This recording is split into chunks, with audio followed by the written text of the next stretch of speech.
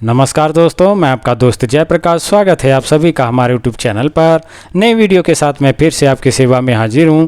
तो चलिए दोस्तों, आज की वीडियो में हम चर्चा करने वाले हैं नागबला के विषय में। जैसा कि आप इसे देख रहे हैं, इस नागबला को अन्य नामों से भी जाना जाता है, जैसे कि नागबला, गर सुक्री, कुकुर बीजा, श्री गुर सुक्री, कुकरांड आदि नामों से इसे हिंदी भाषिक क्षेत्रों में जाना और पहचाना जाता है। और इसे बंगाली में गोवाली, मराठी में इसे गोवली कहा जाता है। आपके क्षेत्र में इसे क्या कहते हैं, कमेंट बॉक्स में अवश्य बताइएगा। और अगर इसकी बात करें तो ये भारत के समस्त राज्यों में यह पाया जाता है। नमी वाली जगहों पर यह अधिक फलता फूलता है। वर्षा के दिनों में यह हर जगह दिख जाते हैं। इसकी शाखाएं लंबी लंबी होती हैं। आदिकाल से ही चिकित्सा के रूप में इसका प्रयोग औषधि कार्यों के लिए किया जाता है। तो चलिए दोस्तों, जानते हैं इसके तत्वों के विषय में। तो नागबला में जो तत्व होते हैं वह एफिड्रिन, कोलिन, बिटेन, फाइटोस्टिरॉल, राली अम्ल तथा सिटोस्टेरॉल पाया जाता है। तो चलिए जानते हैं इसके गुणों के बारे में, जो हमारे लिए जानने बहुत ही आवश्यक हैं। तो नागबला मधुर, कषाय, उष्ण, गुरु, रुक्ष तथा ये तीक्ष्ण होता है। और ये वीर वर्धक, बलकारक तथा ये रसायन होता है। और यह वात, पित्त, शामक, मूर्छा, मोह, रक्त, पित्त, क्षय, कुष्ठ, दाह तथा ये ज्वर नाशक होता है। तो चलिए जो है कि अब बात करते हैं इसके गुणों के लाभ लेने के विषय में। तो सबसे पहले मैं अर्श के बारे में बात करना चाहूँगा। तो किसी को भी अर्श यानी कि बवासीर की शिकायत हो गई है तो वह चाहें तो इसका प्रयोग कर सकते हैं।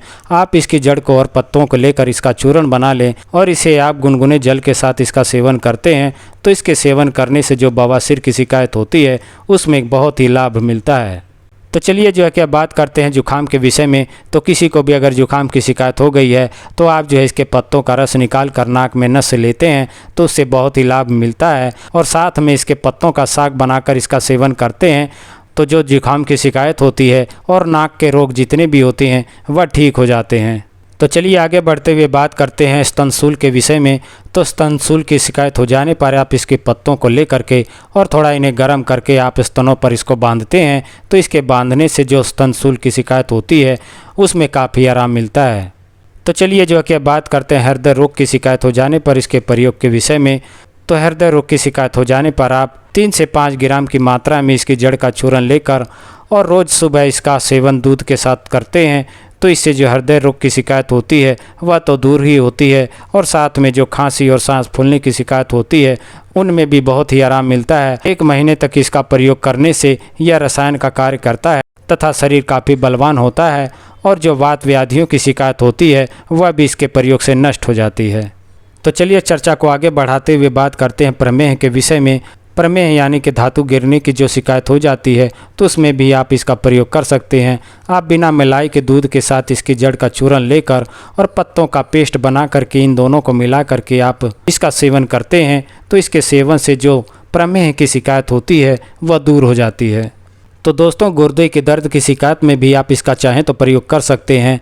आप इसके पत्तों का तथा जड़ के चूर्ण को लेकर और इसका आप सेवन करते हैं तो इससे जो है कि काफ़ी आराम मिलता है। और आप चाहें तो इसका काढ़ा बना करके भी आप इसका सेवन करते हैं तो इसके सेवन से जो वृक्कशूल होता है यानी कि जो गुर्दों का दर्द होता है उसमें काफ़ी आराम मिलता है। तो चलिए जो है कि अब बात करते हैं आम वात हो जाने की शिकायत में इसके प्रयोग के विषय में। तो आम वात की शिकायत की वजह से जो जोड़ों में दर्द की शिकायत हो जाती है तो उसमें आप इसके पत्तों का पेस्ट बनाकर और इसका लेप लगाते हैं तो उससे जो कि बहुत ही फ़ायदा मिलता है। और साथ ही में इसके पत्तों का पेस्ट बनाकर तथा काढ़े के साथ इसका सेवन करते हैं तो उससे भी बहुत ही आराम मिलता है। तो चलिए दोस्तों, बात करते हैं बाजीकरण के गुणों की वृद्धि के लिए इसके प्रयोग के विषय में। तो आप इसकी जड़ का चूर्ण ले करके और दूध के साथ इसका नियमित रूप से सुबह शाम प्रयोग करते हैं तो इसके प्रयोग से वीर्य की बढ़ोतरी होती है तथा वीर्य का पोषण होता है। तो चलिए जो है कि बात करते हैं रक्त पित्त के विषय में। तो रक्त पित्त की शिकायत हो जाने पर आप इसका प्रयोग कर सकते हैं।